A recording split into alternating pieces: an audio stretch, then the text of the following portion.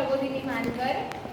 या कॅम्पमध्ये हा माझा दुसरा कॅम्प आहे. याच्या अगोदर सोलापूरला सुद्धा झाला होता.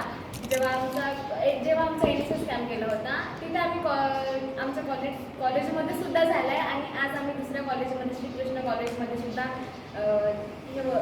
हे वर्कशॉप केला आहे तिकडे. आणि खूप चांगला अनुभव असा आला. काहीतरी वेगळं करायला मिळालं आम्हाला. म्हणजे फक्त सब्जेक्ट सिलेबसच नाही तर काहीतरी दुसरं सुद्धा शिकायला मिळालं. सिलेबसच्या व्यतिरिक्त म्हणजे लिंक आहे पण काहीतरी वेगळं शिकायला मिळालं आहे. त्याबद्दल आम्ही खूप आभारी आहोत सरांनी आम्हाला एवढं चांगलं मार्गदर्शन केलं.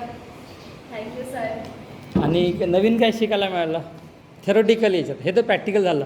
थेरोटिकल कन्सेप्टमध्ये काय आम्ही का करतो हा प्रोग्राम? स्किल डेव्हलपमेंट का करतो म्हणजे ग्रॅज्युएट मुलांना का शिकवतं आहे ह्या जिल्ह्यामध्ये? सिकल सेलचं टेस्टिंग तर रुटीन सगळेच करतात, तर हा प्रोग्राम वेगळा कसा आहे? सोशल अवेअरनेसमध्ये कसं काय आहे तर